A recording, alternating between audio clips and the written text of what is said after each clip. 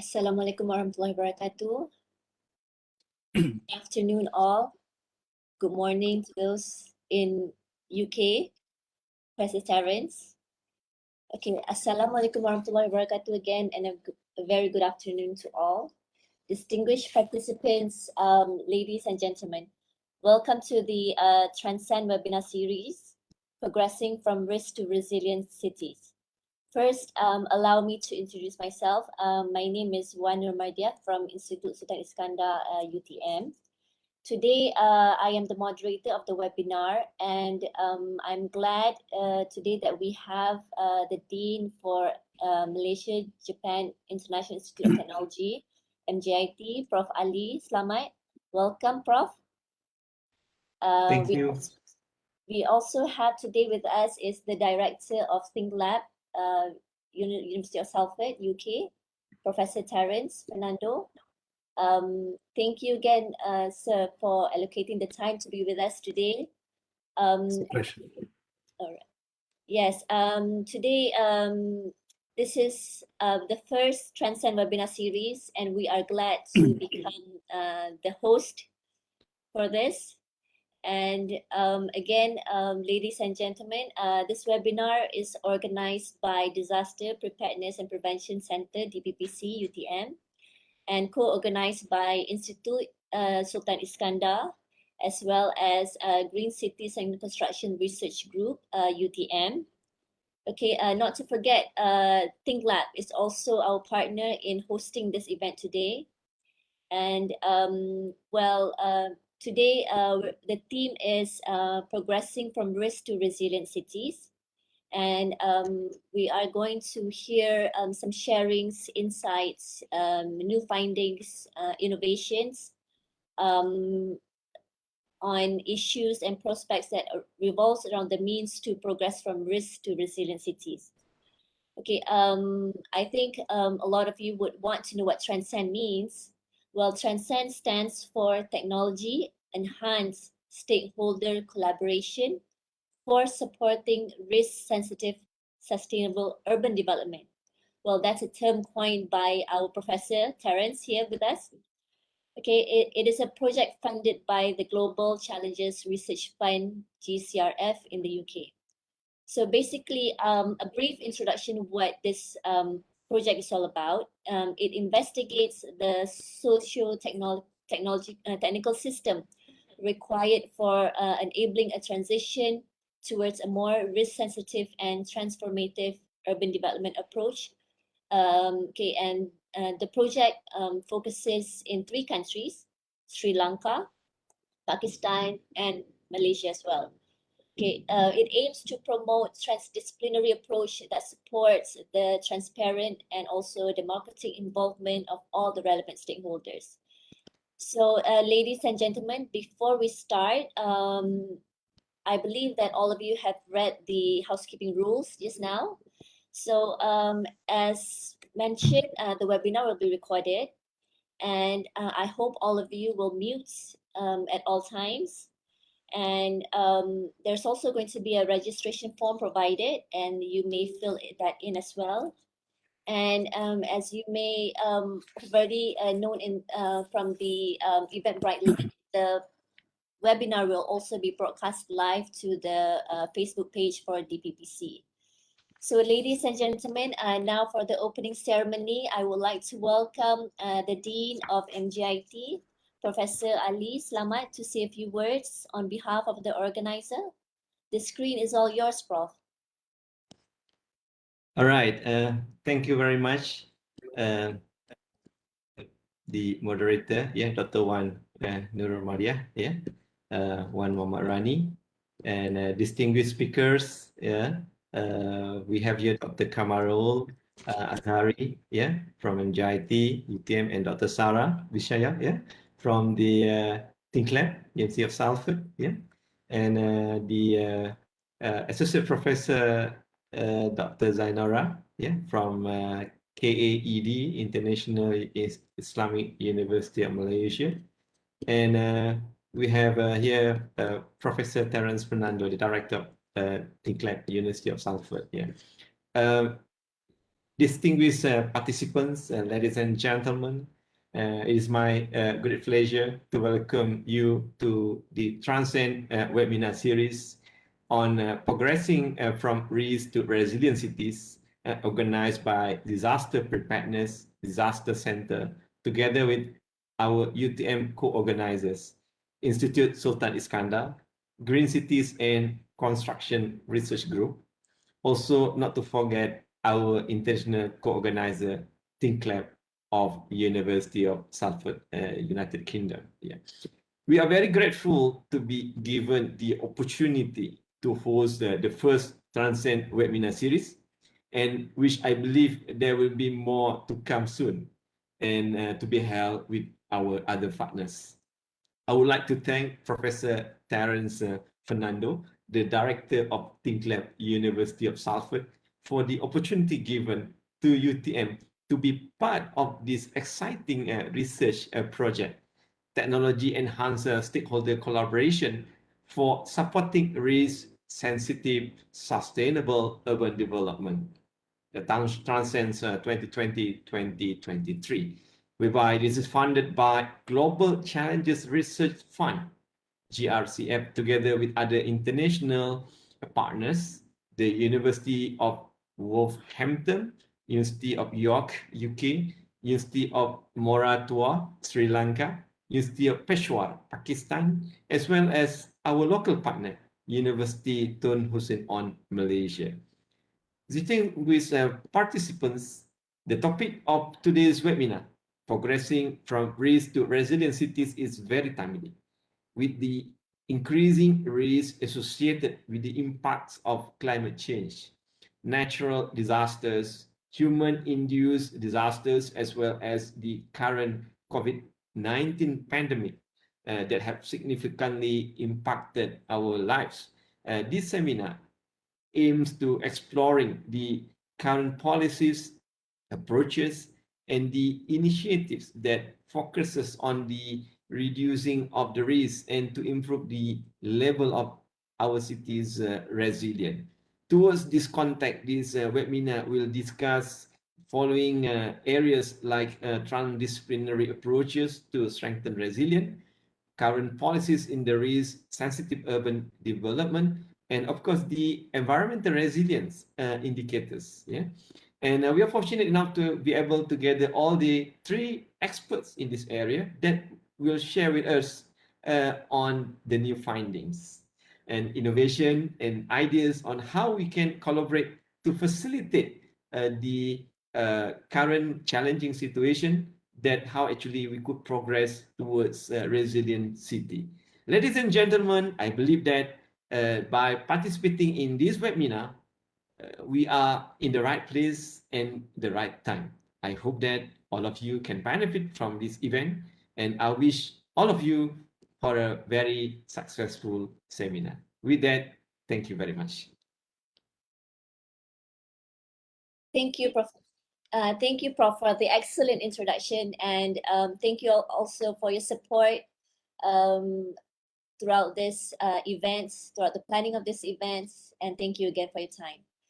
Okay, moving on, I would also like to invite Professor Terrence Fernando to say a few words, maybe to give us some brief introduction to what Transcend really do. So the screen is all yours, and I will share the slide from my side.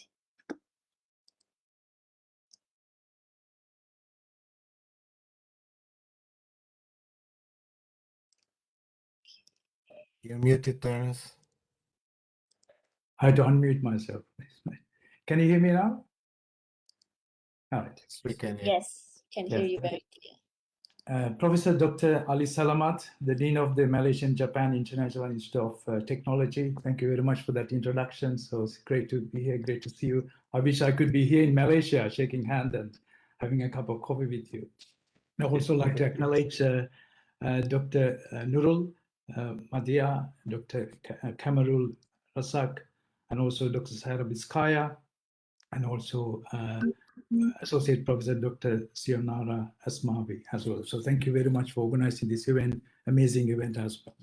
So I hope you're well, your family is well. I know Malaysia is going through a very tough time with COVID-19, but I hope we'll together come out of this situation, and one day we will meet face to face to have a good discussion about our project and work together.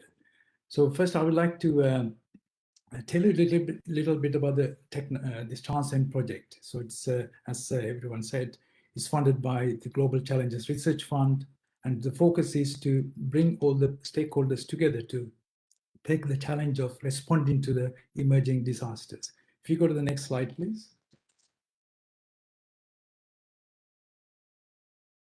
So as you can see this from slides, on the top left-hand side, you can see the hydrological disasters of the last 40 years has gone over 400%. At the same time, we have seen tremendous increase in climatological and meteorological disasters as well. That's gone over 300%. So when you see where these disasters are happening, on the right-hand side graph, you can see most of this impact is happening in low middle-income countries and as well as upper middle-income countries. It's in countries like Pakistan, Malaysia, Sri Lanka, and so on. The bottom graph, you can see this is the graph from IPCC. They have taken, of course, the climate change as the main focus. So if we have a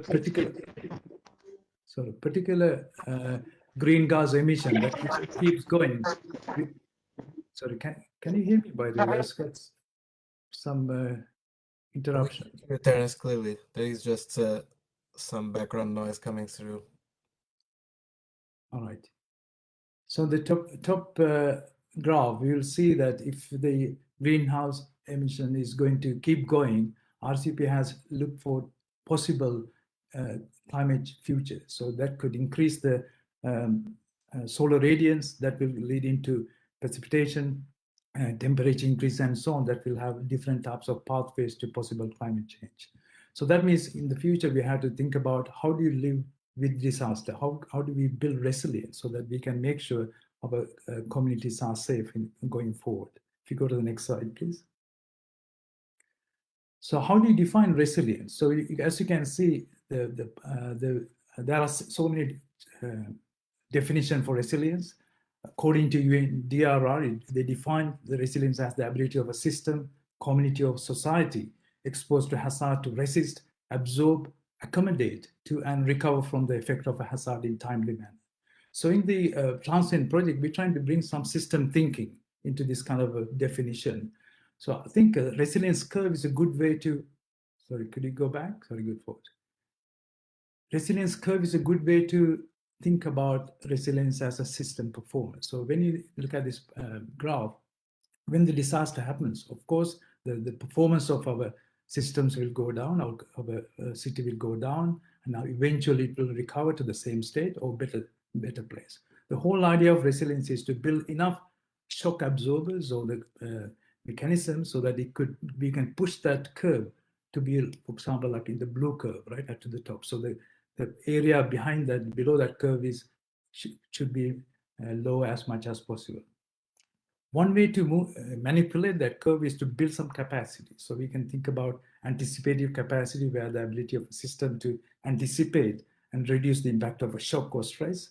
So some of the examples of this capacity is about making sure the city has mitigation plan, adaptation plan, making sure the community is aware, the preparedness systems in place, early warning systems in place, and so on.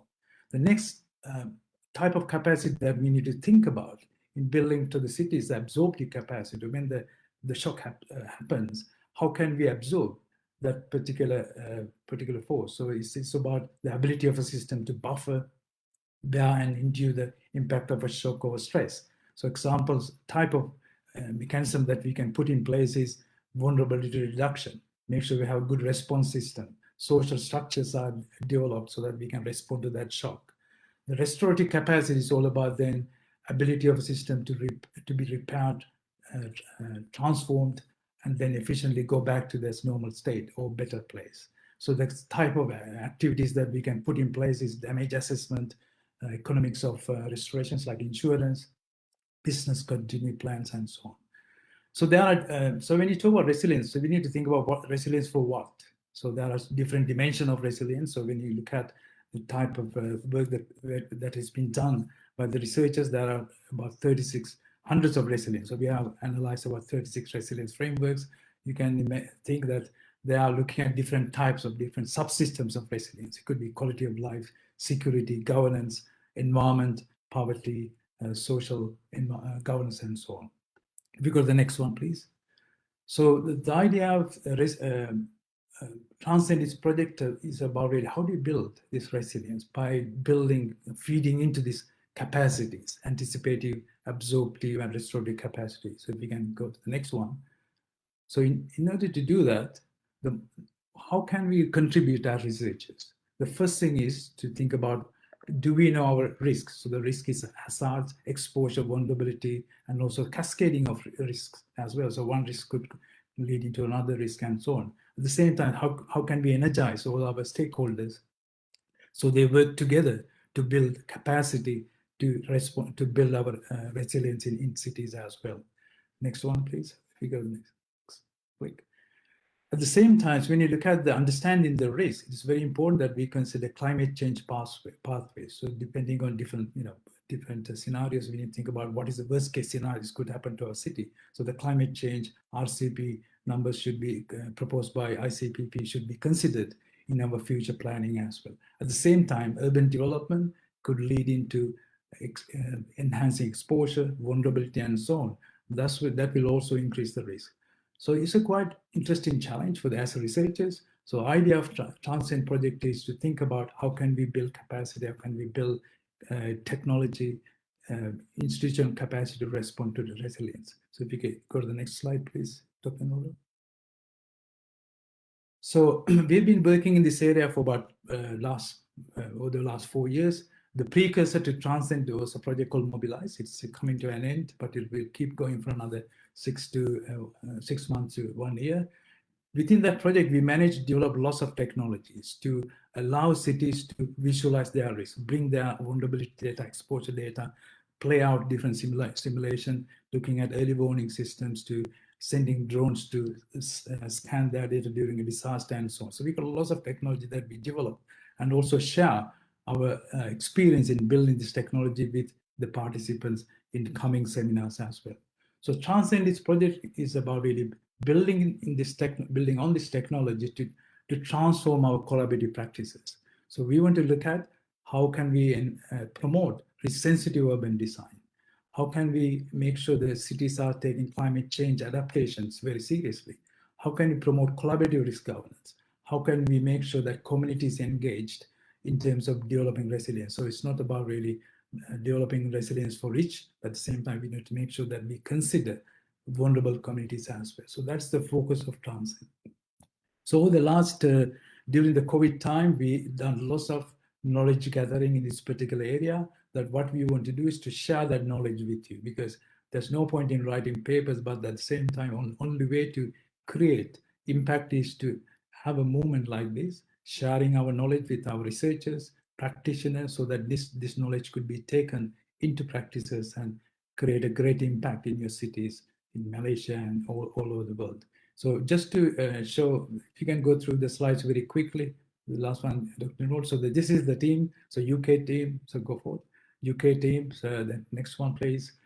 So you can really, if you go to our website, you can see all the people. So the UTM teams, so Dr. Khamarrul, Dr. Nurul, Dr. Zul, and also the UHM, we have Dr. Nora. Next one, please. And we have a team from Sri Lanka. As you can see, there are lots of academics coming from the University of Moderator, at the same time partners in that country as well. Pakistan as well. Next one. And again, we University of Peshawar, we have several partners, and also we have a scientific advisory committee. We making sure that we are developing this technology and opening doors and disseminating this result across the world as well. So next slide. So this is my last slide. So what we've been doing is over the last several months is to really gather knowledge and prepare our understanding of resilience and build technologies and so on. So as you can see, now we are developing a communication and dissemination strategy. So this seminar series is a part of that. So this is the first seminar organized by Dr. Nurul and Dr. Khamarrul in association with Dr. Sara. So thank you very much for this great event. And there'll be another one on the 6th and 7th of July. So I hope everyone will continue to engage with the Transcend projects. So then slowly, step by step, we will deliver our outputs to you. Yeah, so please stay tuned. So thank you very much, Dr. Nurul and Dr. Khamarrul, so organizing this event. So over to you.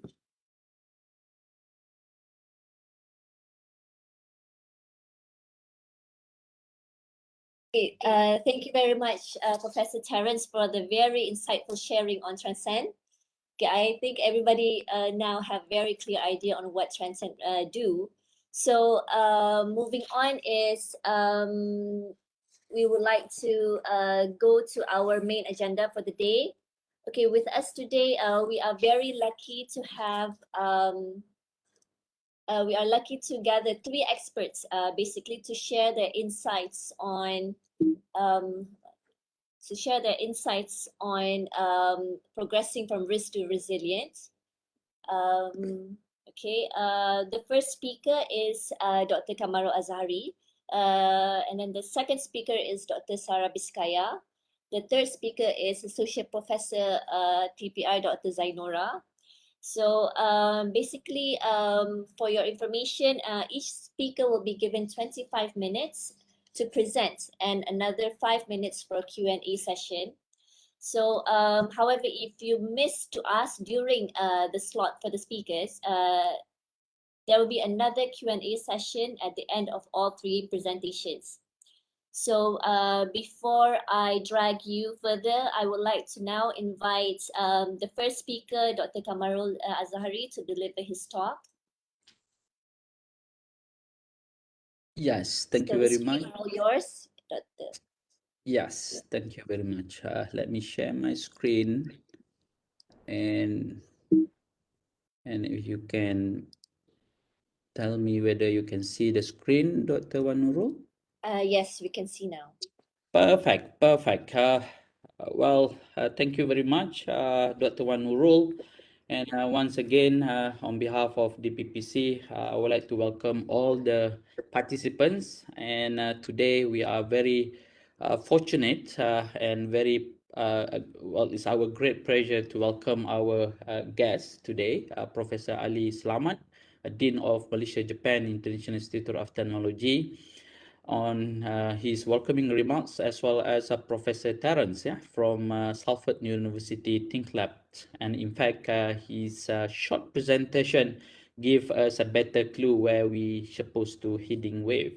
And also, I would like to thanks to the organizers, Institut Sultan, Institut Sultan Iskandar, and also our partners in the Salford University. Not to forget our members from Transcend Malaysia, from UTM, we have Dr. Nurul, who's also involved directly in this project, as well as Dr. Zulkarnain. So I'm very pleased to share some of the ongoing work and perhaps to promote today one specific transdisciplinary approach, we call it a TDA in short, how we can use this approach to stream DRR for strengthening resilience. Perhaps I'm also great honored to be with these three speakers. And perhaps Dr. Sara will explain a bit more detail on the resilience perspective from the developments aspect. So today I will be sharing more on the example from a Malaysian case study, and also you can see some of the example from our speaker, Dr. Zainora. So I would like to acknowledge some of the effort by ASEC, the ASEAN Civil Engineering Coordinating Council. I'm part of the member Technical Committee 21 on transdisciplinary approach for building societal resilience to disaster. So if you feel free, you can go to the website and you can have a look. There are many materials, there are many documents related to this transdisciplinary approach. So during my 20 minutes talk, I would like to address some of the trends and progress of the disaster risk, at least within the context of our region. explore some of the challenges and highlight some of the barriers and directions. And I would like to quickly introduce later on the transdisciplinary approach, is a TDA in short, for building societal resilience. And I will give some example from the earthquake zone, landslide area, as well as flooding in Sabah, how we can mainstream, how we can use this approach and mainstream this DRR and resilience concept into the development planning. And perhaps I will share some of the strategies perhaps for the discussions today. Couple of slides about DPPC, Disaster Preparedness Prevention Center. We aim to become a world-class research and training center. So we are happy to be on board in this TRANSCEND project. Thank you, Professor Terrence, for inviting us. At least we have international platforms to share some of the local case study and bring some of the local best practice. And we, of course, established back in 2015 with the great support of Japan governments through JICA. And of course, JICA has played a major role into co-designing some of the programs, academic programs, training programs, as well as these community-related disaster programs. We have been connected to sub-JUC, Japanese University consortiums, as you can see on the screen. And what we have done in the last 5 years, actually we are making a good progress, establishing our network, exploring more technological solutions. But of course, for the next 10 years, or less than 10 years to achieve some of the global goal, we hope that we can partner with new potential collaborators, seeking some funding from other sources. So we hope that these platforms can also meet us with a new funder and collaborators. And of course, to come back to this title and put it in the context of disaster risk, resilience, and risk cities. There are a couple of reports that I would like to highlight here. For example, the one from UNESCAP mentioned that disaster in these regions are 5 times more likely to affect a person in this region than the person living elsewhere. So means some of the technological solutions, some of the approach that perhaps established in other part of these regions may not work perfectly locally.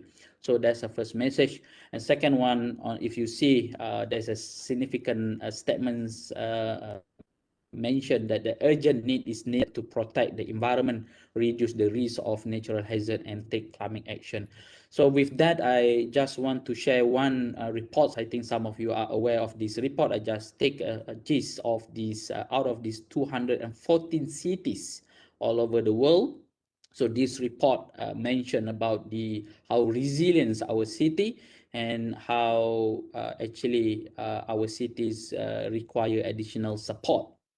And something that I would like to highlight in the next statement mentioned that this report particularly addressed about this disaster risk reduction training program, or in the form of the capacity building programs. Yeah, so I hope this TRANSCEND webinar is one of them. The way we put it, as mentioned by Professor Terrence just now, is part of our advocacy process on the communication and dissemination strategies over this TRANSCEND project.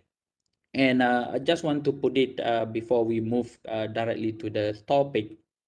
In the nutshell, you can see the recent reports by the UN Habitat also mentioned about the particular keywords: well planned, managed, and financed cities. So these three, if you put it in the context of disaster, how vulnerable our cities, our people, and that's something that I'm happy to highlight. And to get start of the engine, I would like to quote that the sustainable developments cannot be achieved unless disaster risk is reduced. How to reduce, how to tackle the complexity of our people, our risks, our climates.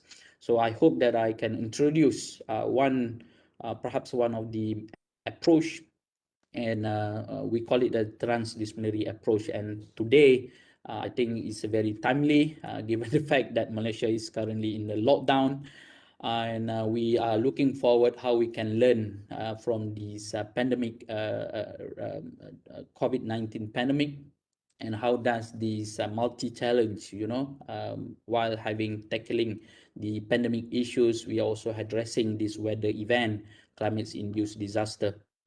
And something that I would like to highlight, perhaps some of you have seen these slides. I particularly advocate the importance of how we can learn from the past, what make us more resilient to face the future risk, for example. And perhaps on the left side, you see it's very simple philosophy, but the one that we perhaps address at the moment, we are thinking of this COVID-19 pandemic and perhaps the economic crisis. But some of the slides presented by Professor Terrence just now to give a more better idea about the impact of the climate change. So hopefully today we see some of the example from Malaysia and how does the TDA transdisciplinary approach can help to break some of the gaps. And come back to the Transcend. On my side, together with Dr. Nurul, Dr. Zul, we looking forward to establish a living lab in Selangor. What we have done, actually, we try to use some of the local case, say for example, natural hazard, disaster risk in the state of Selangor. And we use these socio-technical system and supported by a different approach, of course, focusing on the governance aspect and look into the equitable resilience perspective, how we can use the climate change model, multi-hazard assessments approach to adapt to locally think of some of the better solutions for the people. And we have highlighted some of the challenges and opportunity, given the fact that Selangor state is the most richest state in Malaysia context. And a couple of hours disturbance or a couple of days of disruptions to the business will give a huge impact. So how does this technological driven solutions coupled with the equitable resilience approach can help? So today, I think I would like to highlight a bit about our momentum, how we can use the system thinking, knowledge-driven approach to address a bit complex scenarios of our stakeholders, talking from the people at the national level, at the state, district, as well as at the local level. And how does this technological tool or the solutions adapting the local context case study can be used as a best practice at the international level. And number three, how we can empower our local champion and resources. So I think hopefully this living lab can also park one of the something that we can leverage our local partners. And last but not least, to highlight some of the DRR investment at the local level. Come back to this transdisciplinary approach. Well, what it's all about, maybe some of you have notice about that. We publish in the global assessment report together with Dr. Sohail Mansura, our JICA expert attached to MJIIT UTM. So if you carefully read this approach to achieve a common societal goal by all players and stakeholders at all levels of all related disciplines. So today, I think we are talking about we embrace all the inputs and also perhaps the sharing that we have today will lead to a better solution in terms how we can leverage a different opinions from different sectors, for example, public, private, academia, civil society, working together, going beyond the limit of disciplinary. So if you see that our work here today, it gives a better clue how does the technique or method approach that we introduced today can be used to create innovation means and also making holistic and transformating solutions. So put it in the context of this, we publish the same gist of the reports into this Emerald publication. there are several key elements for transdisciplinary approach in terms of the issues, stakeholders. We look into from the planning to implementation. How does the scientific knowledge being utilized? Talking about budget, talking about capacities, and also how does this scientific knowledge is reflected in our policy. So, well, to put it in the bigger context, how different environments, different ecosystem feel disciplinary from academia, civil society, public, private sectors, and utilize this scientific knowledge-based decision making, and how these input from scientific knowledge-based decision making can lead to a better decisions at a different level of disaster, before, during, and after, whether you take it as a preparedness at the mitigation level, prevention level, response, or even post-disaster at the recovery and rehabilitation. And to put it this context as well, from the single disciplinary, interdisciplinary, to move to transdisciplinary with the larger a goal in terms of working beyond our discipline. So means we have to know needs and demand of another disciplines. So that's one a key message. Another one is perhaps to co-produce, co-design this a new knowledge, co-creations a new knowledge for achieving a common goal. A second paper that we publish under the same method, transdisciplinary approach, written by Dr. Kuraka and my colleague from Nepal. We look how the Japanese case study, how the Nepalese case study, and Malaysian case study, how we highlight the cycle of knowledge flow. Maybe some of you are aware of this tacit, explicit knowledge, how we use the local knowledge, expert knowledge, and put it in the context. We are talking about at the local level of decisions. So sometimes we have to make use some of the locally lead community programs to extract some of the indigenous knowledge. And well, I just want to move quickly to another context of the presentations today, the way we see some of the products, some of the maps, some of the assessments. Put it in simple on the slides you see on the left side, this typical hazard map or risk maps, as you can see. The same single maps where it observed by different partners, different stakeholders, different sectors. The way they look into that single maps give us a different a clue how to better address this complexity of the ecosystem. I will skip this, but I just want to highlight that it's not easy to say that, we have a hazard map, we have a vulnerability map, we have a risk maps. For so many technicality and scientific driven approach available out there, but perhaps for this study, we would like to establish some of the multi-hazard risk assessment model for the Selangor state, and how we move from risk into resilience, how we locally adapt with some of the human activities, the dynamic of the human activities and time into the model that we are going to explore through this project. And you can see in Malaysia context, these are some of the maps produced by Plan Malaysia. It shows some of the vulnerable cities, a lot. So if you wish to explore the complexity of the cases coming from the dry season to the wet season, different geological hazard, hydrometeorological hazard. So many inputs, and I would like to quickly change the modes of the presentation by showing some of the example that we have done. And this national guideline, the first ever in the world, I would say, I'm proudly mentioned that this is a single documents that address the complexity of different hazard, multi-hazard, 6 different hazard. And we look into a comprehensive solutions from the development planning point of view. And we use 125 indicators, as you can see on the screen, how we assess our cities, how we use these baselines data, and also how we benchmark our analysis into a different context to find better solutions of our future resilient city. Interestingly, to highlight about the lowest, mark or values related to these climate disaster resilience index, it shows over 12 major cities that economic, environment, and institutional play a major role to upscale some of their resilience capacity. So this is something that to highlight.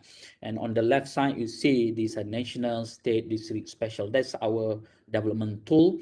And from Plan Malaysia, we look into how actually the disaster related information can be utilized, can be locally used by the planners, by the disaster managers, by the policymakers. So the complexity is different.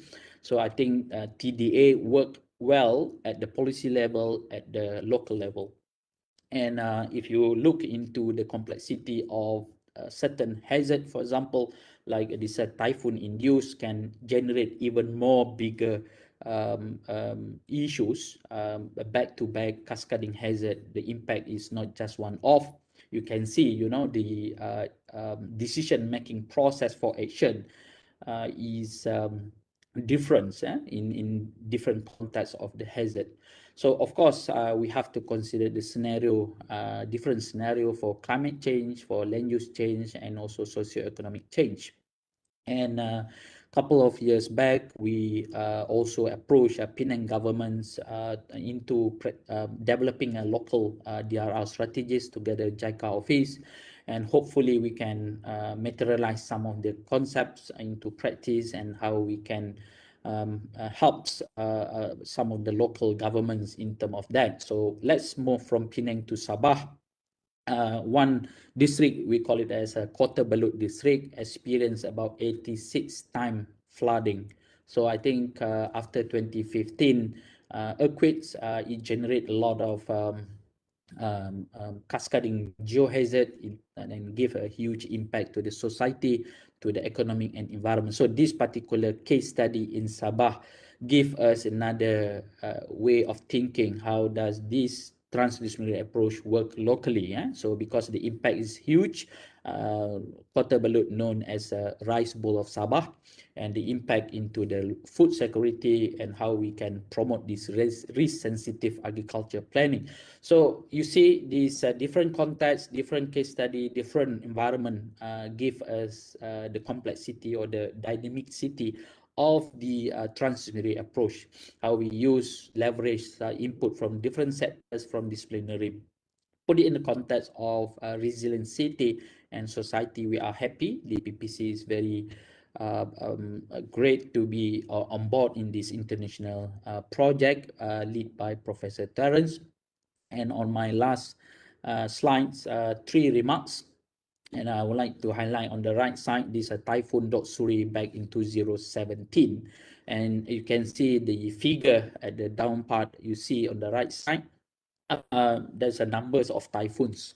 So Malaysia is not known to the typhoons, but given this climate change and the impact of the climate change, we can felt the impact, the frequency and magnitude of these climate-induced disaster. But of course, to mainstream disaster risk reductions into the proper strategies, we need a multi-stakeholder approach. And perhaps this transdisciplinary can be injected while utilizing the technology. We can leverage some of the local and expert knowledge. Second point, we would like to talking about this dynamic and multi-sectoral socio-economic developments. So some of the project must be mainstream in such a way that the DRR and resilience can be part of the investment. And of course, we have to empower the local actors, local champion, and some of the programs, some of the project that we have been delivered must be easy to execute, rapidly easy, and it's high impact. On my last notes, Dr. Nurul, we have to invest more in these risk-informed sustainable developments. But of course, this transdisciplinary is one of the options, one of the approach available in the world. And of course, don't forget that we have to look into these some partnerships in terms of the public-private academia partnerships, and don't forget our political will and commitments. With that, thank you very much. I open to the floor for any questions and discussion. Over to you, Dr. Nurul. Thank you. Okay, thank you very much, Dr. Khamarrul, for your sharing on the initial findings. Now we can accept maybe only one question if any of you would want to ask any to Dr. Khamarrul. If you would like to ask yourself, you may unmute yourself and ask directly.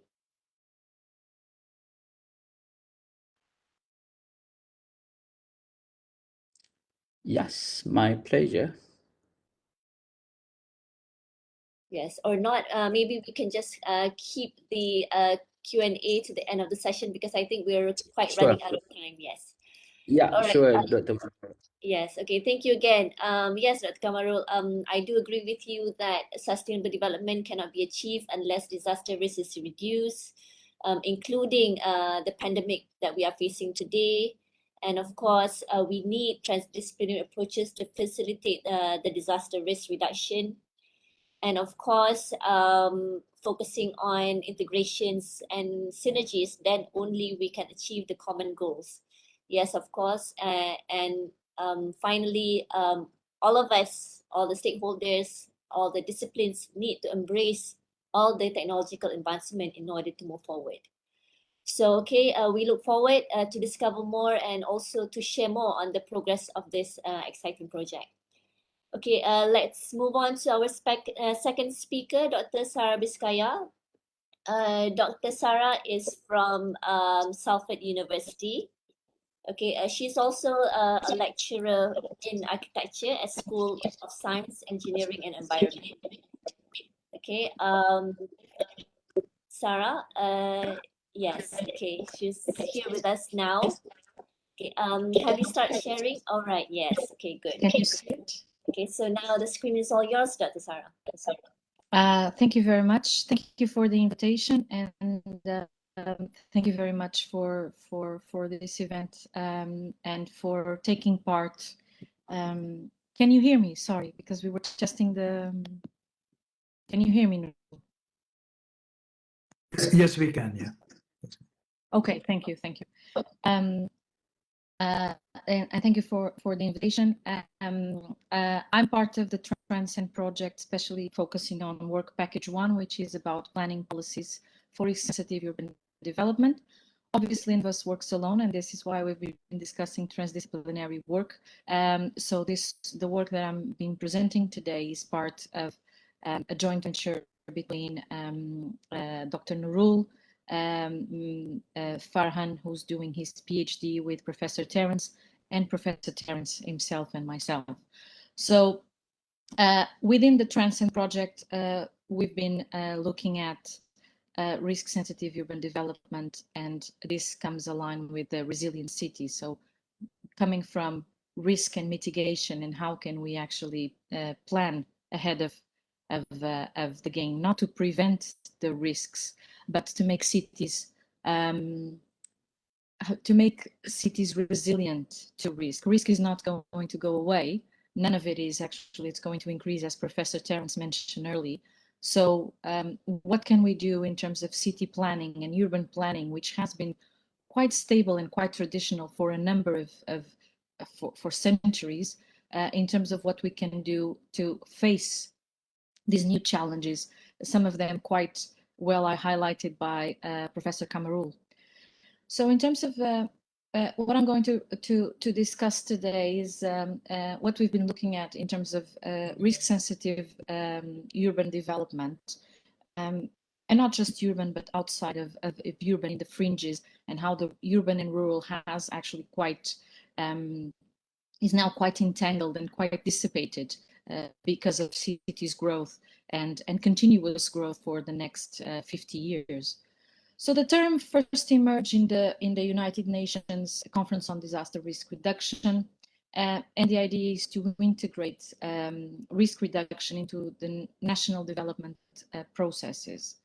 It aims at enabling holistic policy making and planning in tackling urban risk and an accumulation of urban risk.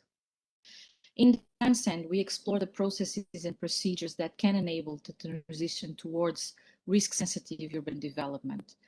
And it was necessary to start looking at this from an holistic point of view, obviously, because it's we've all experienced within our own homes and countries the way that risk has been dealt with. But in terms of the policies and what exists in terms of joining the policies with the planning systems, what exists at the macro level was the first starting point for us in this process.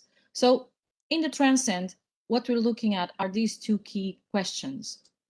The changes required for the urban planning process to facilitate this risk-sensitive urban development, giving consideration to natural disasters. Obviously, we've all been quite affected by all of these, unfortunately, especially in underdeveloped countries, but also in developing countries as the UK with floods, for example.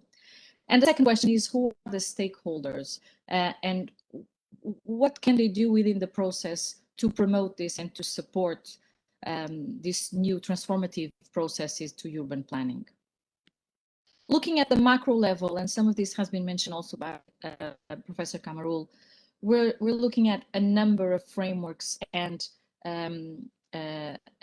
documents that are available and have strived, especially by the United Nations, to address the issue of urban planning and supporting vulnerable communities to climate change, adaptation, and disaster risk reduction. So we've looked at the macro level. So we've looked at grey literature, and through extensive review, the first stage of the project, which was this work package, which was last year, we've come across a number of initial findings to help us develop the project further. So what we've seen is that up to 2015, all the approaches were very much, and all the documents and all the policies in place were very much detached from each other. They worked in silos, most of it. So up from 2020, there's been a joint effort to actually make them all work as one, or try to find the links that best suit all of them, so that they, as a collection, they can support activities and planning forward. And this is quite important if we think about this transdisciplinary approach that obviously is the thing that it's going to make the difference. And I was very pleased when I attended the last seminar, to be honest, and congratulations again to UTM, that there were a number of specialties in the audience, like doctors and nurses, and it was not just about architects and urban planners. So this transdisciplinary approach needs to take place, and needs to take place as soon as possible on the ground. So the challenge that we've identified from this extensive literature review and from the grey literature were the challenges that the disaster risk reduction and CCA in planning policies are the biggest challenges that take place. We all know about this. Some of them were mentioned also before, and these are quite global. Then we went through the extensive literature review. We went into the focusing on what existing case studies are looking at and have implemented in terms of planning policies for disaster reduction. And these are the main ones that we found, not only in terms of all the countries globally. We were looking at all case studies that contain a certain solid methodology, but also within the TRANSCEND scope, which, as mentioned before, Sri Lanka, Pakistan, and Malaysia. So within this, we established a comparison table with all of this, and we've managed to identify the existing gaps within this. So this has been a growing process, and this is what I'm trying to explain to get to the point that I'll be showing you afterwards. So these were the first findings from this work package. National planning strategies are not aligned with international ones. Local and district planning are misaligned or not considered in the national strategies. obviously, this is what we've been discussing here. Conventional urban planning is not fit for purpose. New transformative approaches are needed. But what are these, and how can they effectively address climate change adaptation? There's risk-sensitive urban development is very recent, so we're talking about 2015. So there's a need of considering this in going forward. Inclusivity, bottom-up and bottom-down approaches, and cooperation, and lack of coordination on multi-agency across the sectorial and to mainstream. So these were the overarching findings at this point.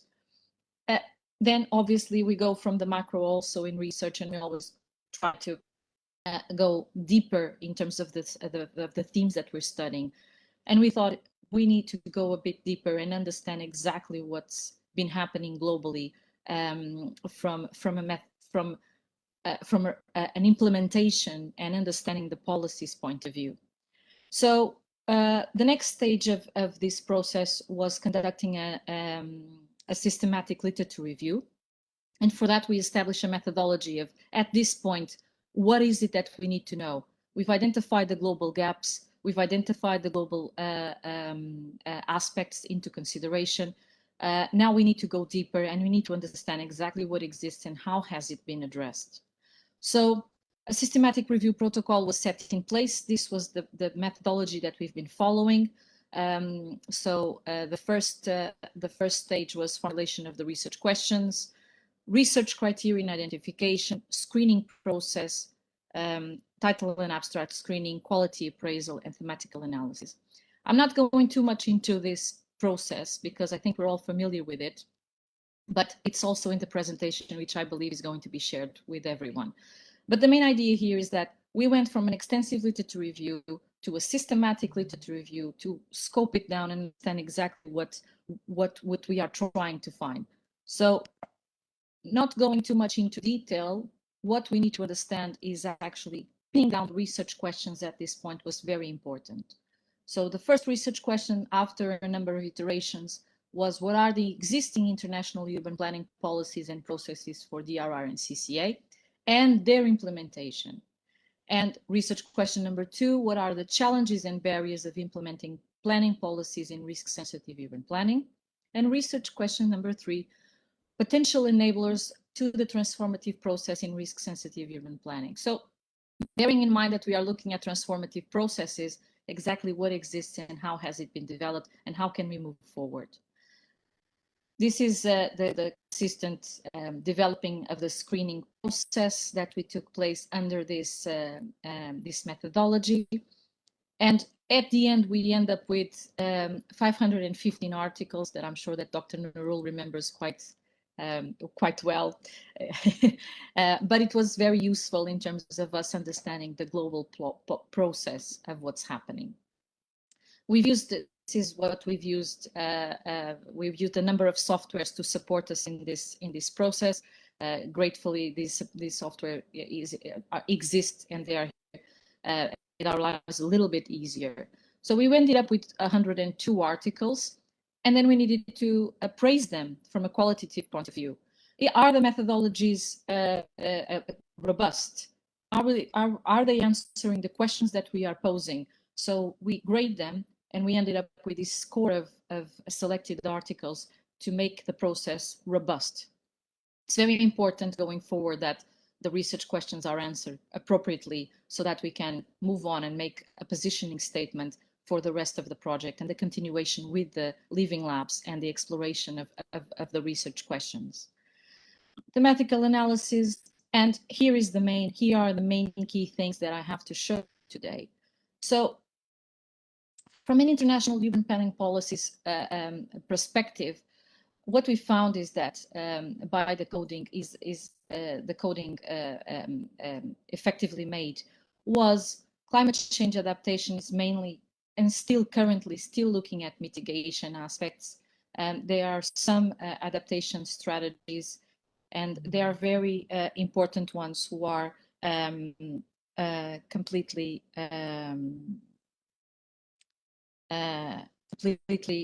within this scope. So selected urban adaptation strategies CCA, there is an issue with information requirements. Information is not completely understood by all involved. Not everyone is looking at the same information. This has problems and creates problems then with an assessment impact. What are the risks and what is the assessment of those risks on the ground? So this is quite important. And all of this, I'm not going into complete detail about all of them. Climate change adaptation strategies were the most found ones, but this also has a correlation with the countries in which these findings were found. So we were looking at global implementation strategies, and we found implementation strategies in almost all continents except Australia. So this is something that we want to look into further in terms of these strategies. Collaboration, obviously, is something that is mentioned before, and it's quite an issue. How do also individuals and communities then work with governments to make effective implementation policies? Where are communities considered, and which are the governments or the communities who are engaging in this process together?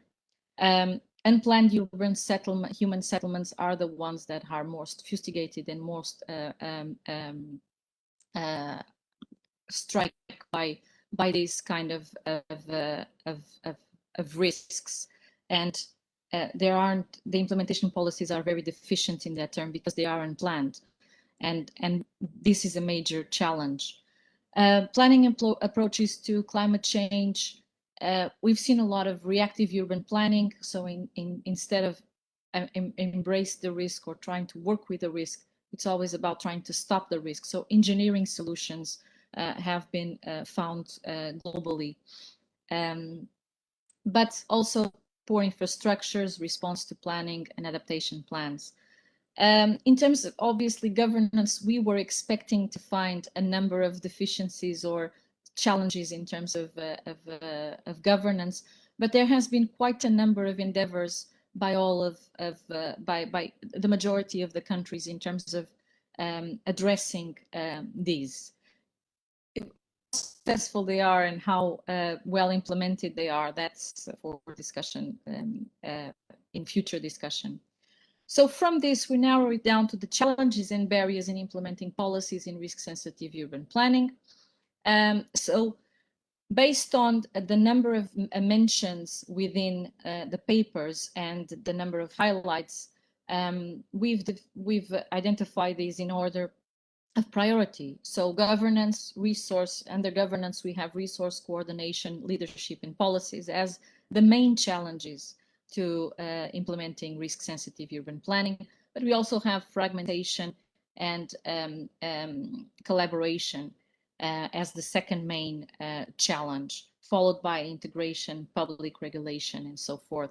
And you can see from this table that what it allowed for us, and what I think it's interesting to see, is that this narrow down and this scope further in terms of each one of the challenges allowed for us to have a different vision of what are the challenges, but also some of these challenges can be seen as potential enablers if you read them in a different way, or if you try to explore them from a different perspective.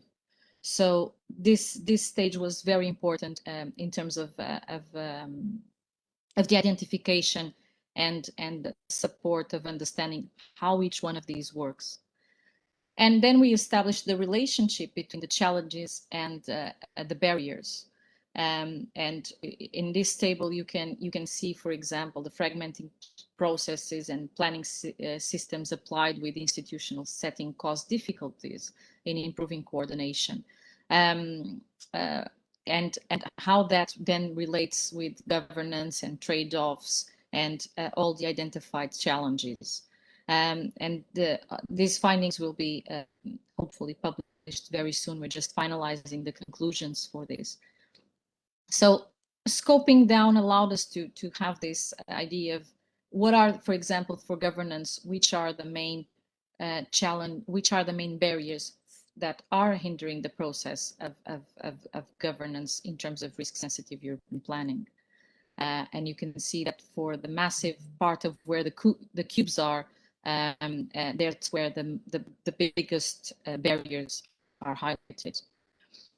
But then how do we work? It's very easy to say that everything is wrong, and that's what we've been saying, and it's true, but they're not providing any enablers or not trying to find potential transformative solutions is not going to lead us anywhere. So how do we then link all of these information together, and how do we make sense out of it?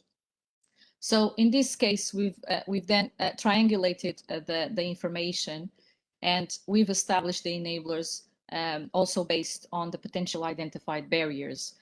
So in this case, for example, you see that integration can also become can also be part of the enabler for governance, capacity assessment, and data. And we develop this further in terms of how this can be done, which obviously I'm very involved in this, but for me it's quite interesting, having been involved in urban planning for most of my 20 professional life.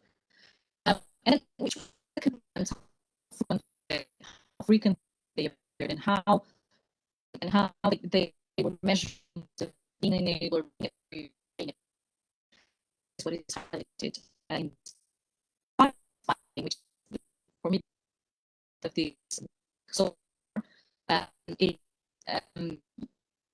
the all of this in terms of the enabler for transformative process and how can we achieve it, and this is what we'll be showcasing. How can we support governance in terms of integration, collaboration, coordination? What are the aspects that we need to be looking at? What are we looking at in terms of trade-offs? How can we trade-offs can be seen as they are a barrier, but they can also be an enabler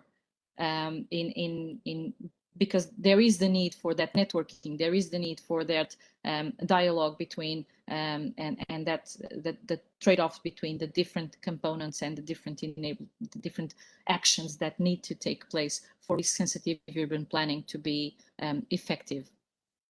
Adaptation strategies, I think it's a big one for the future, and it will rely. It's interlinked with capacity, with data and planning, and obviously assessment. Because without a thorough assessment, most of the assessments that we found are based on mitigation strategies, and we are looking at adaptation. We are looking at climate not as something that it's so bad that we can't do anything about, but adapting to it and with it.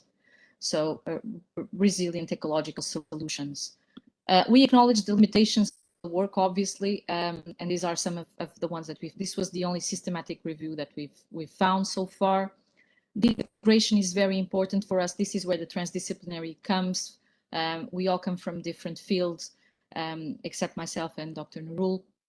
And the synergies that are created between all the partakers and the researchers within this group has been very beneficial for the discussion. We understand that the methodology that we follow in this process can be a bit restrictive in terms of heterogeneity and compatibility around cross studies. That's why we did the initial extensive literature review that looks at the case studies, and obviously the geographical bias that it limits the generalizability of the findings. But we believe that the method was robust, as robust as possible to achieve a good outcome. And for the conclusions remark of this project so far, we think that one of the aspects is the learning action alliances. And I think this is one of the ones that we'll be moving forward, and we will be pushing for the living labs within TRANSCEND, which is looking at, and this has been quite successful where we've seen it happen in terms of applying the knowledge to contribute to collaborative planning and collaborative efforts to catalyze local and tacit knowledge in the full cycle of planning for nature-based solutions. Nature-based solutions were also found in terms of strategies for adaptation climate adaptation, and we're looking forward to explore those further. Adaptive governance, which was something that comes and stems from the beginning of the project, is something that was continuously highlighted in this systematic review. And obviously, once we've triangulated what we've got from the extensive literature review with the systematic review, these are the key findings. Improve assessment, including vulnerability, risk, impact, and policy making, minimizing trade-offs, and maximizing synergies in decision-making process. Information is key. What is the information that is required to move forward? Evidence-based decision-making is very important to any decision makers, to any government, and also to speak with the communities and to engage the communities. Improving equity and inclusiveness is obviously one of the key aspects of Transcend and is highlighted as one of the priority on strategic climate change adaptation, mainly focus on vulnerable populations and integrating community livelihoods, ecosystems protection, and informal settlements as priorities in future cities resilience and planning and assessment. These are the key findings so far. So I hope that this gives you a bit of a perspective of what the team is doing in terms of we want to understand, and we wanted to understand the challenges and the current scenario globally and locally, especially within the countries that the Transcend is looking at. But we also want to look for solutions. We also want to look for ways of exploring this as to not be speaking about this in such manner in 30 years. So finding solutions or finding ways of exploring new solutions is key for us. I hope you found it interesting. I mean, obviously we are very excited about this, but feel free to drop me a line or to ask me anything if you have any queries or if you want to take part, or even in the future seminar series. Thank you very much for your time. All right, thank you, Sara. Yes, the findings presented by Sara today has gone through very extensive work process, and it's very rigorous, and actually we can't wait for this baby to be delivered to the public, and soon, because we can't wait to move to the next stage, as what Dr. Khamarrul have presented on establishing the living labs in Malaysia and in our partner countries as well. So stay tuned, and yeah, just keep in touch with us. Okay, Sara, we're going to keep the Q&A session to the end because we're running out of time. So now let's welcome the last speaker for today. I would like to invite Associate Professor Dr. Zainora. Basically, as an introduction, Dr. Zainora is one of the prominent figure in the field of urban planning, actually. And she focuses a lot on the various aspects of environment in the urban development. And so she is the right person to look into the details on the indicators on what we need to look into while we want to progress in the for city resilience. So the screen is all yours, Dr. Zainora, and I will share your slide from my screen.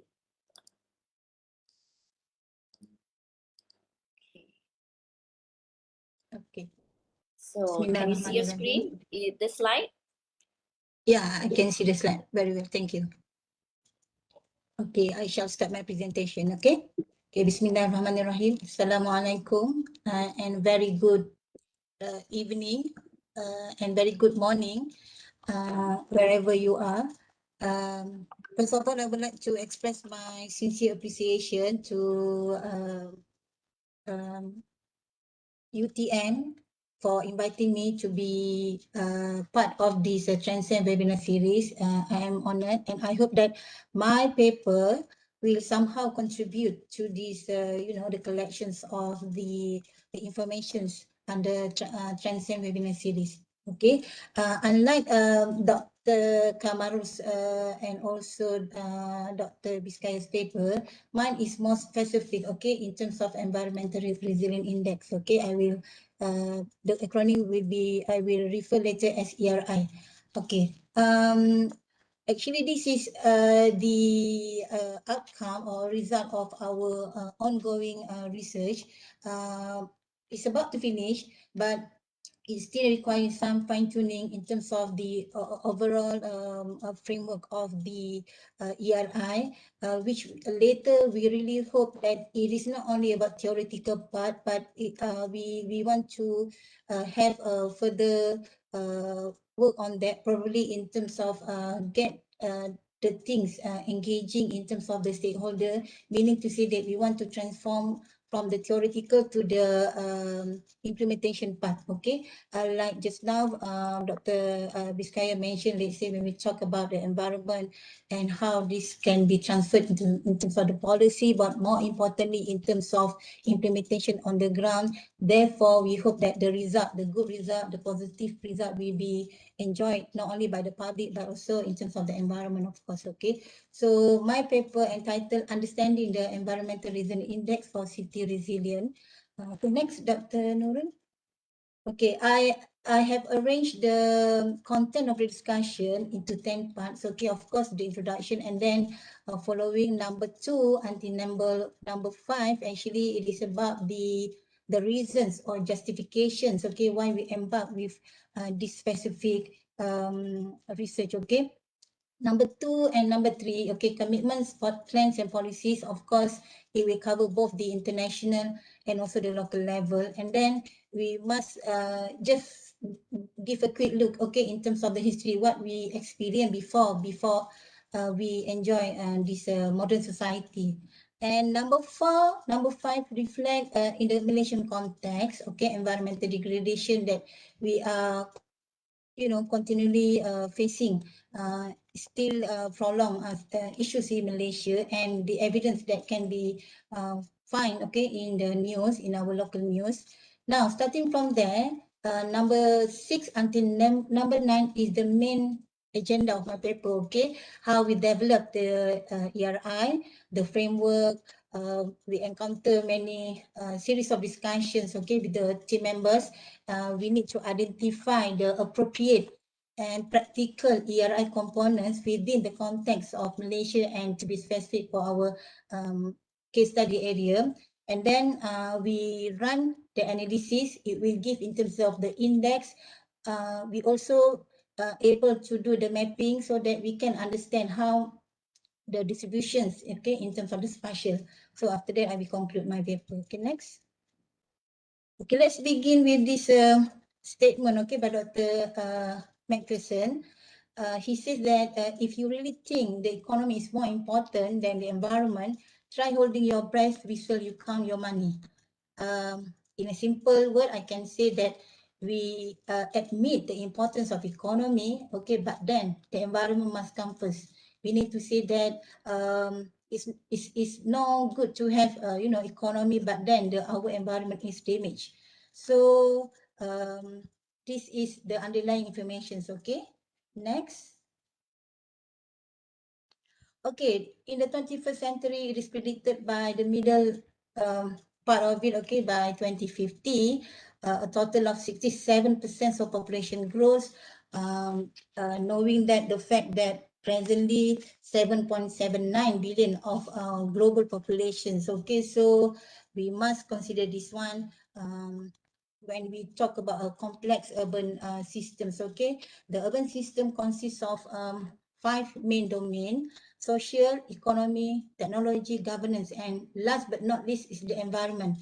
If we notice, environment here is more towards, we can anticipate is a natural environment, okay, whereby the other 4, social, economy, technology, governance, is more in terms of how the influence, okay, of human interventions or human induced towards this environment. So this kind of coexistence of 5 domain in our urban system must be tackled very carefully. Now we are talking about the sustainable development, and we're talking about this resilient and so forth. Okay, so without denying the importance of other domain as well, we must tackle the issues of environment very carefully, because when we talk about environment, we are talking about, we need to consider about the quantity and the quality.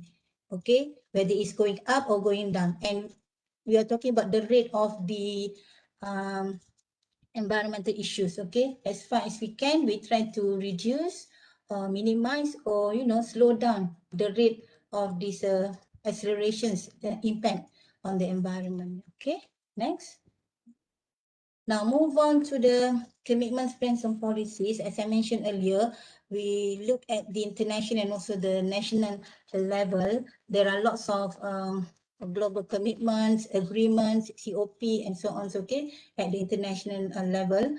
And then also at our Malaysian context, okay, we have lots of statutory plans, the national directive, policies and development guidelines, okay, talking about or addressing the sustainable development between going for development, and at the same time, we also want to have a very clean air pollution, okay, so the emphasis also must be given to the environmental sector. Okay, next. Now, I pick up only pertinent and important commitments at international level. Okay, we started in 1999 in Rio de Janeiro with this the report of TRANSCEND. Okay, so that is the first generations of sustainable development, and then a couple years later, very specific in terms of the disasters DRR standard framework in 2015. Okay, after this is a successor of Hyogo framework, so it's a continuation. This standard framework until 2030. Okay, then at the same year, we come up with the new versions of the new generations. Okay, of development, sustainable development. Okay, 17 sustainable development goal.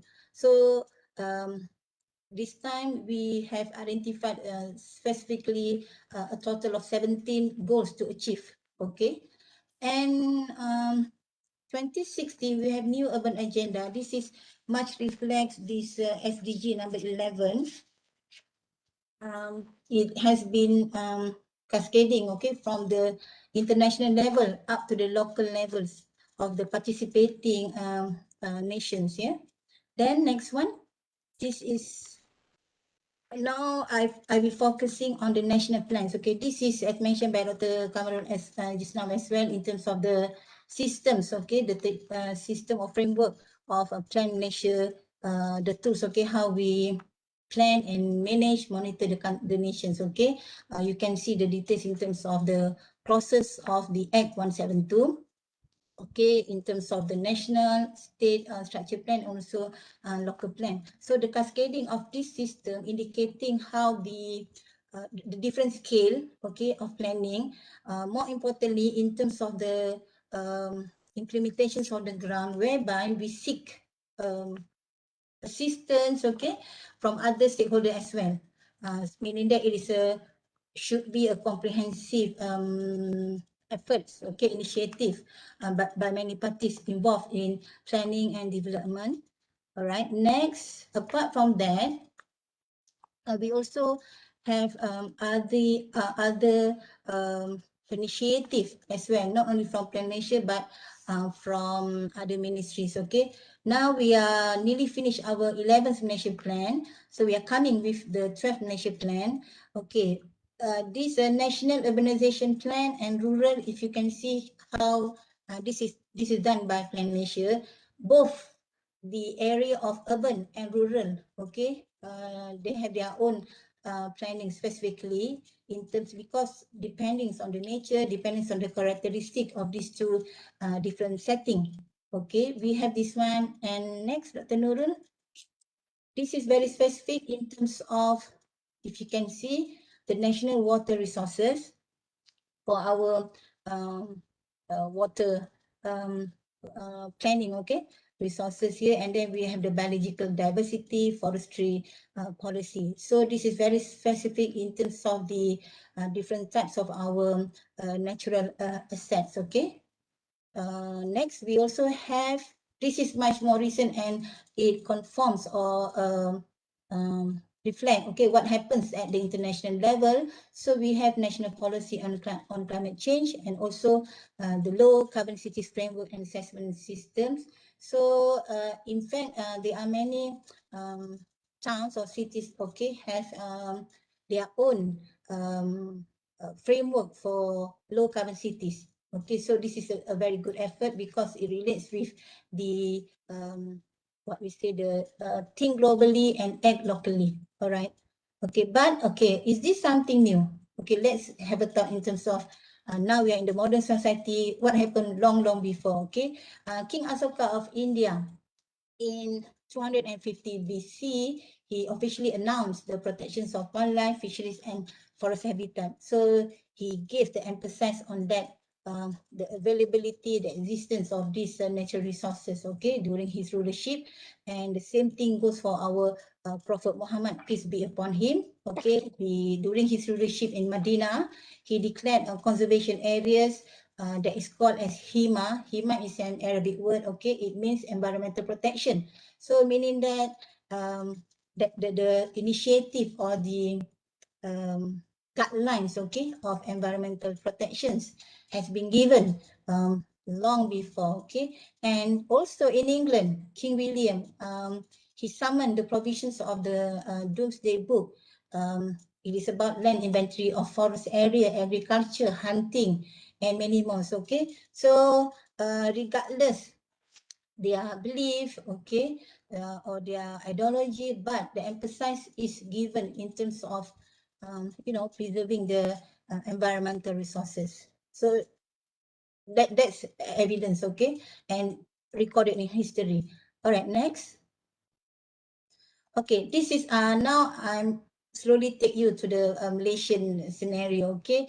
Especially in our case studies, there is a long list of environmental degradations or environmental issues that we are facing, okay, right from the elements of air, water, or land, all right, from the global level, regional, or up to the local level, okay. So for instance, the international level, probably greenhouse gas emission, all right, and then within the region, we frequently on and off face this hazy situation. And in our local level, river sedimentation, river pollutions, okay, has been encountered many times, okay, especially in the state of Selangor, okay, the disruptions of the water supply to the consumer, all right. So we take note of this environmental degradation, and later on we try to record and capture the performance, okay, of this each of these selected environmental degradation in our framework of ERI. Okay, next, let's have a look in terms of what we have evidence in our local news. The heating up, okay, the weather, the forest encroachment in our swampy area. Okay, next, Dr. Nurul. I took this one from our local newspaper, okay, and also the issues of this wildlife, okay, the conflicts between wildlife and development, because developments, keep on getting bigger and bigger, and we somehow come closer to the wild habitat, okay. So that is very pity story. Landslides, okay, and so on. All right, now I move to the major informations of my presentation, the developments of environmental resilient index. Okay, we when we started this project, we were thinking of when we talk about resilience, okay, we're talking about the social resilience, governance resilience, and many more. All right, so for our project, we want to focus on environmental resilience. Okay, so we wish to develop a methodological framework to measure the level of resilience. Okay, we call it as ERI for towns in Malaysia We really hope that it can be used by other stakeholders, especially local planning authority. Now, presently in Malaysia, we have what we call it as MURNINET. It is a National Urban Rural National Malaysian Urban Rural National Indicators. Okay, it has 6 dimensions and with its own indicators. Okay, however, probably if you want to focus specifically in terms of the issues of resilience, we hope that our small work here will somehow contribute, okay, to the stakeholders later on, inshallah. Okay, next.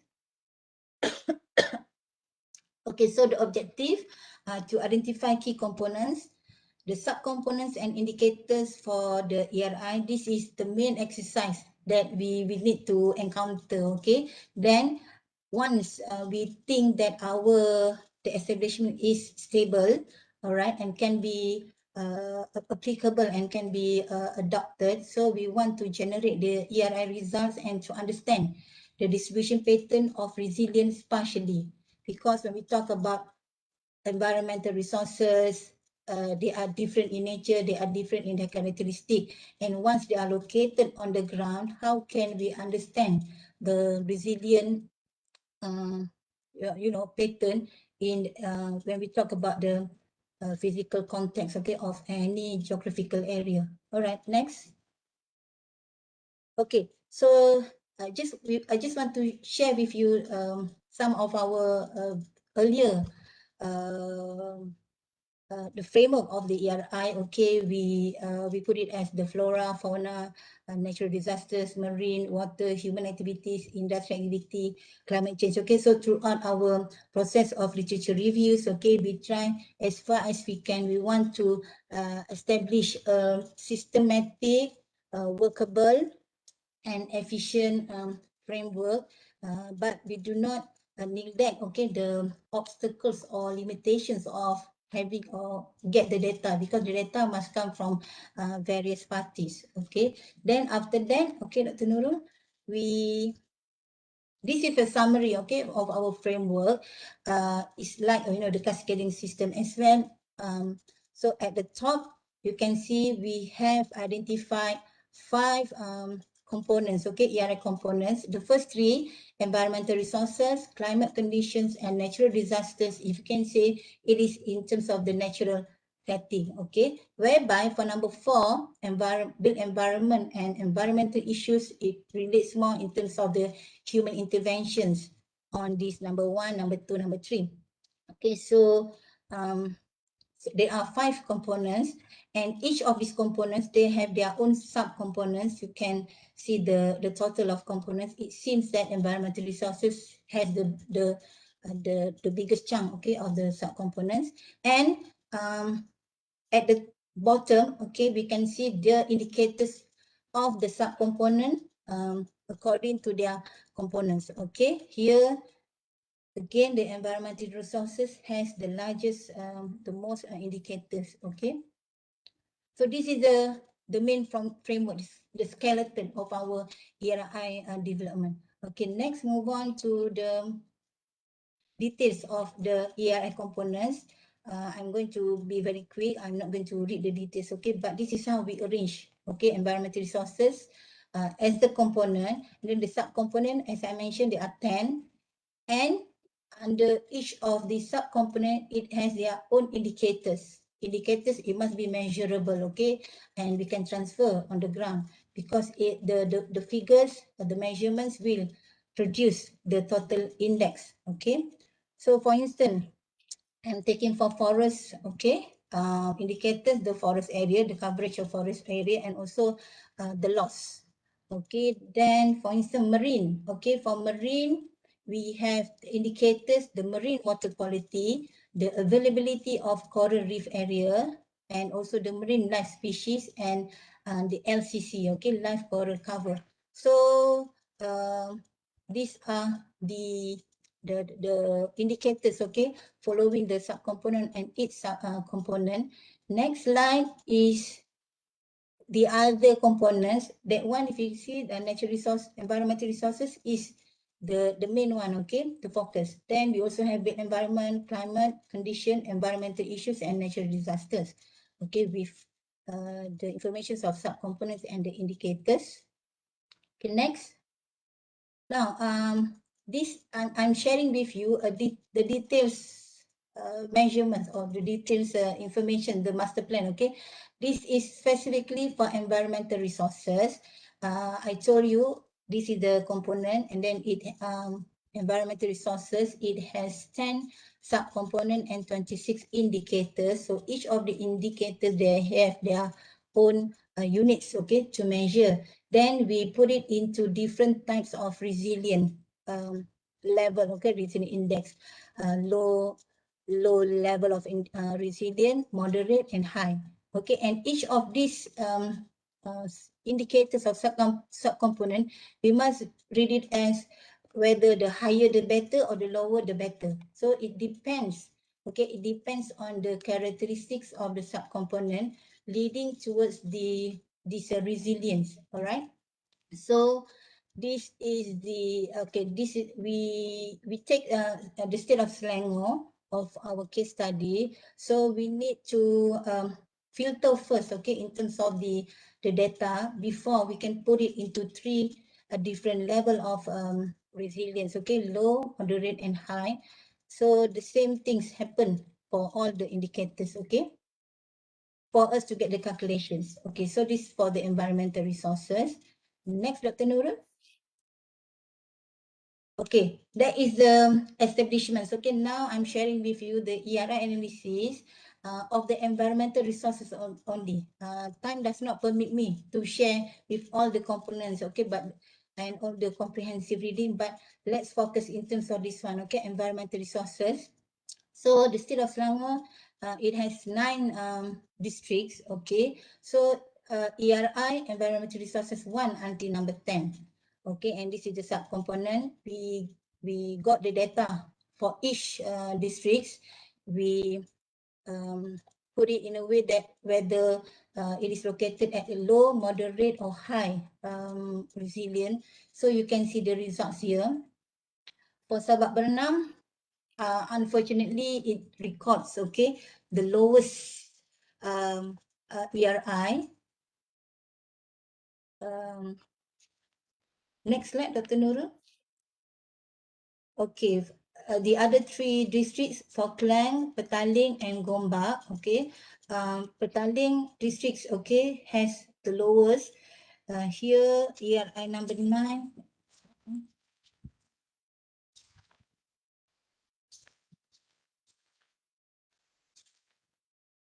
Number 9 is about the mineral reserve.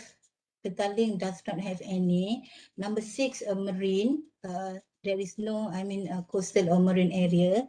And number 4 is, okay, the coast. So depending on the locations, okay, of that district, and comparing to the list of these subcomponent, so somehow they fail to meet the requirements, okay. So overall for Petaling, it only recorded 18 ERI, okay, considered as low resilience. Next slide is for the last 3 districts, Kuala Langat, Hulu Langat, and Sepang. Here, Sepang recorded the lowest among the other 2 districts, okay. So this is how it works, okay, audience. Next slide is, now we transfer that one according to the spatial area. So on the left-hand side here, you can see the result for 9 districts in Selangor, okay, taking into account. But this one is only for the environmental resources component, okay. So 3 districts, okay, recorded poor ERI, and there is no high ERI for any districts in Selangor for the context of environmental resources. So now combining these 9 districts, the results of ERI, on the right hand side, this is the composite ERI result for the state of Selangor for environmental resources. Okay, so I couldn't generate more than this because of the time limitation, but there will be maps, okay, indicating the ERI results for the 9 districts, for the other 4 components, and each of them will be combining to become ERI result for that specific component. And lastly, we will combine all the 5 components to indicate the results of ERI for the state of Selangor. And obviously this can be replicated to other states as well. Okay, so we can see how Peninsula Malaysia that consists of 11 states, their performance in terms of ERI. Okay, so I want to conclude my presentation. So we really hope that our formulations of ERI, we hope that it will enable stakeholders, okay, to understand the overall performance resilience of that district that come from the anthropogenic and natural factors. Sorry for the man-made, should be natural factors. And also we want to improve the components that are of lower performance to ensure the environmental resilience are achieved in a better result in line with what we hope, okay, with the SDG initiative. So last slide, okay. I think that's it, my presentation. Last, oh, sorry.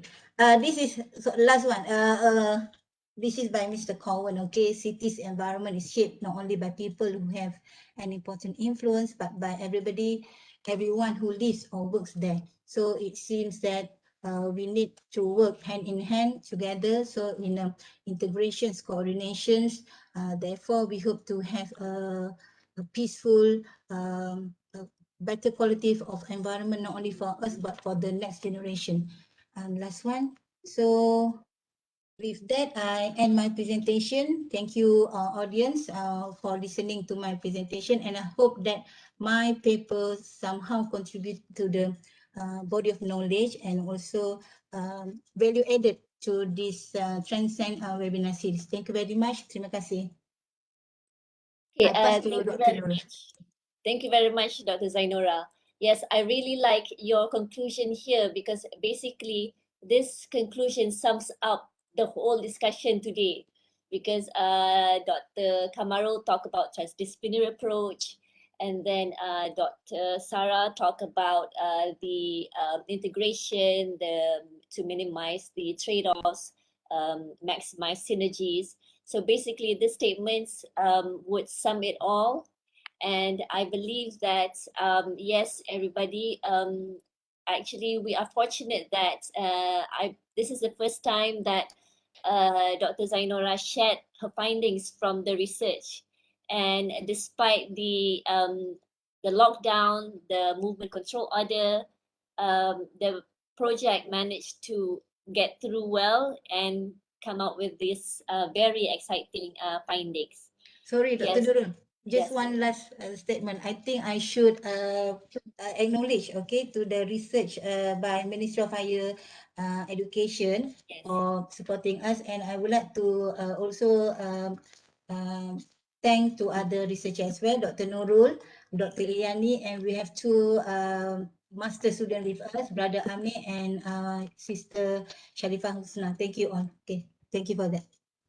All right. Okay. Yes, Dr. Zainora, thank you very much again. Okay. Now we come to the last session, which is the Q&A session. I can see there's lots of questions coming on in the chat box. Okay. So yes, I would want to read one at a time. So, okay, first we have one from Zahir Hassan.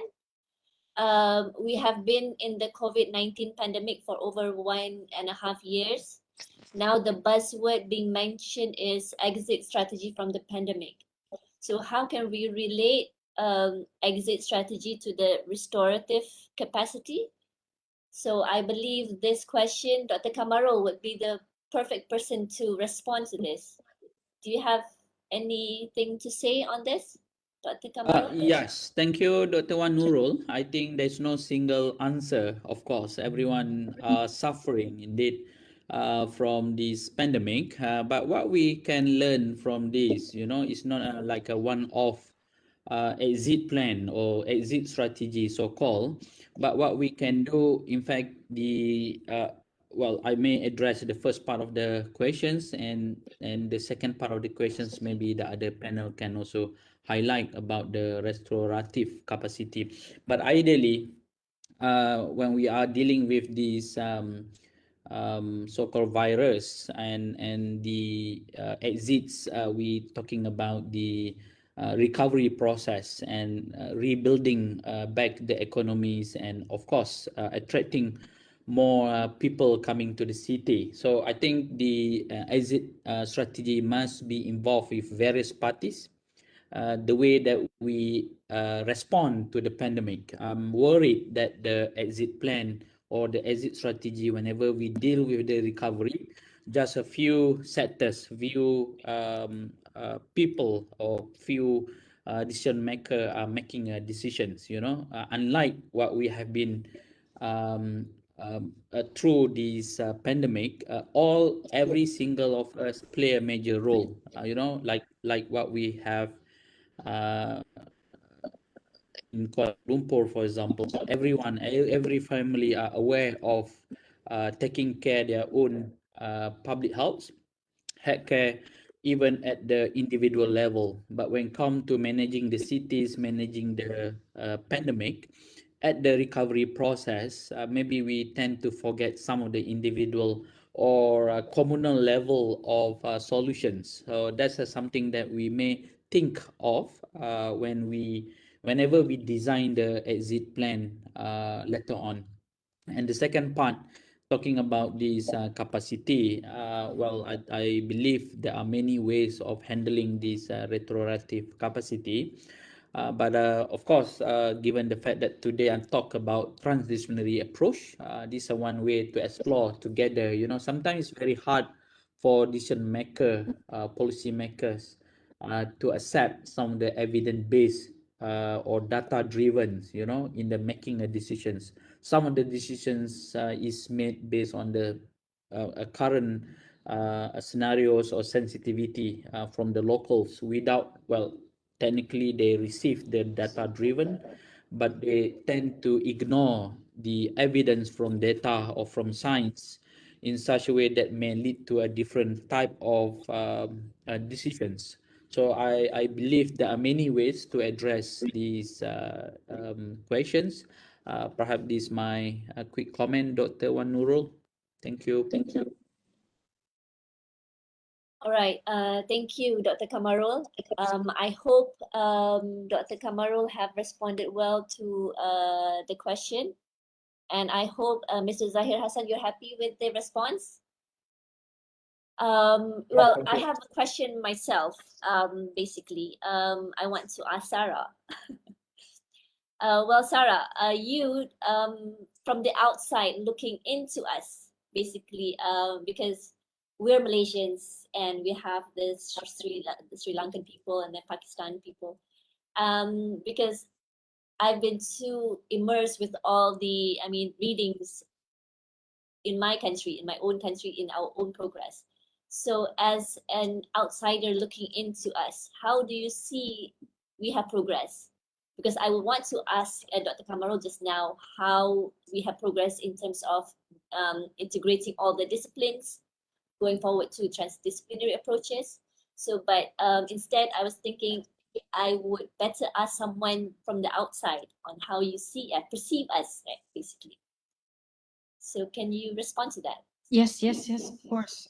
So we've, I think one of the key things about Transcend is that these three countries, even though sitting within the Asian region, are quite distinguished from each other in terms of how they have approached and how they are tackling climate change adaptation and the policies integration.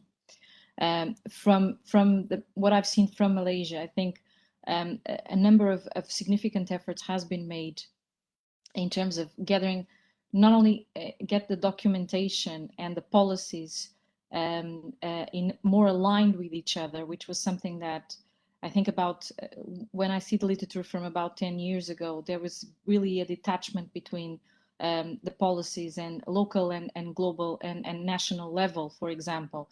And I think And now there's a number of initiatives, and some of them were highlighted by Professor Khamarrul, on how these are now becoming more in line and more integrated. And this will allow the transdisciplinary approach that we are all seeking. You know, if all of these documentations and the people on top are playing to the same tune and are understanding that there needs to be a joint effort from a number of disciplines, this will make a significant difference.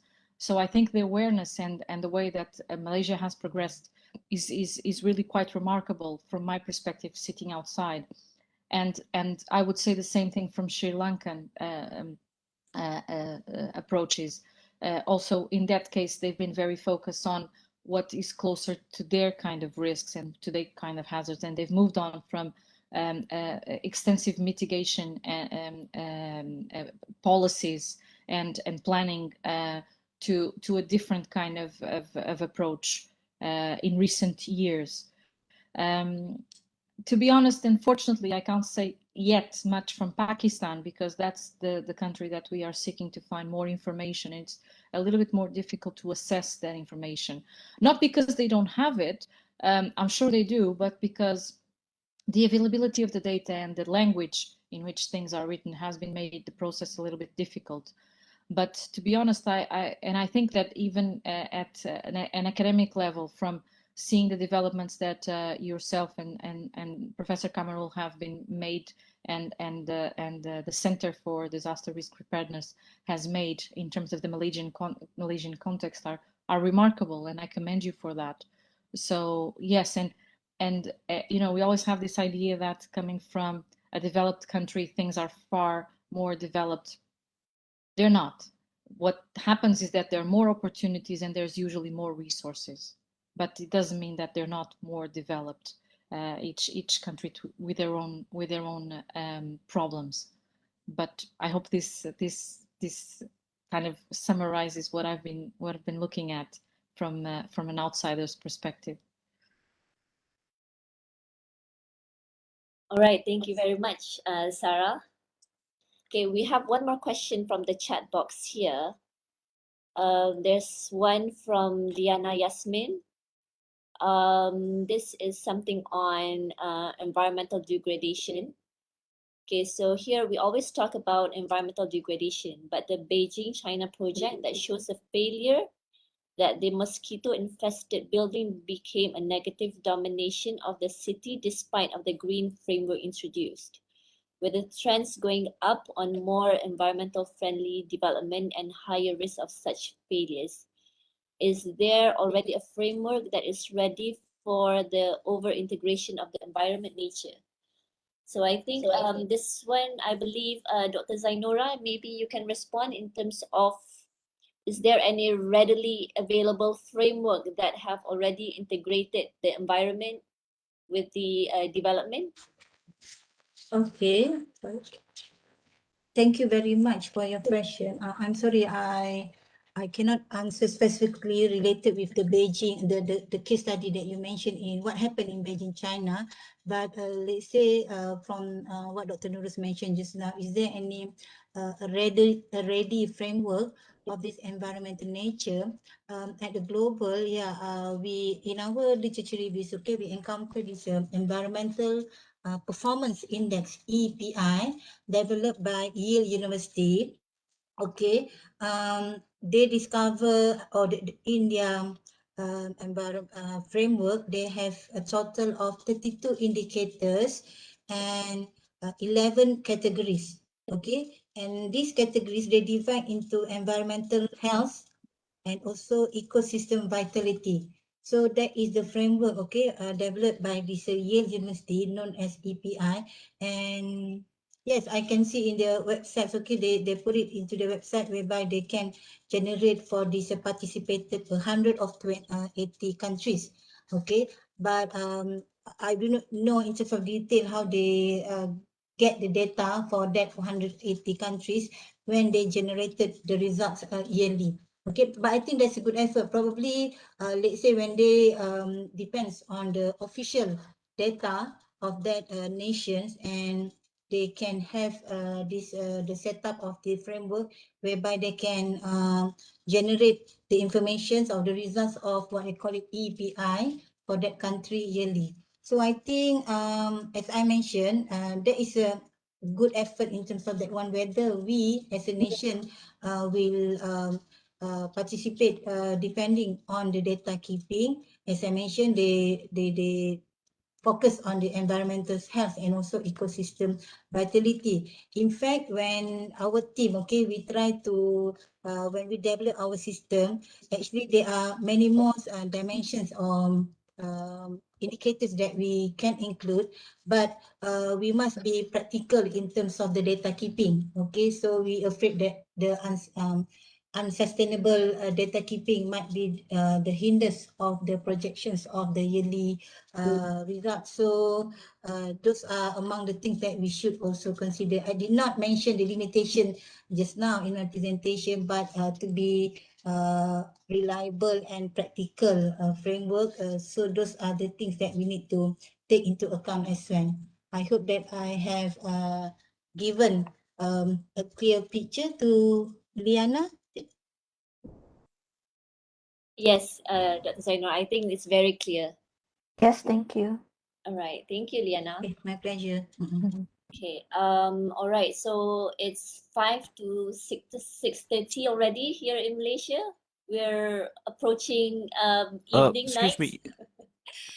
Okay, yes, Uh, any question? Can I? Yes. May I just make a comment, please? Yes, yes.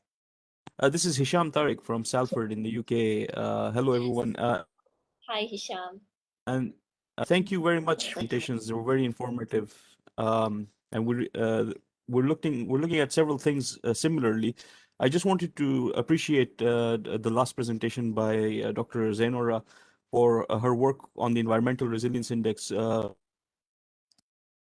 and her team and working something similar on environmental resilience, developing an index.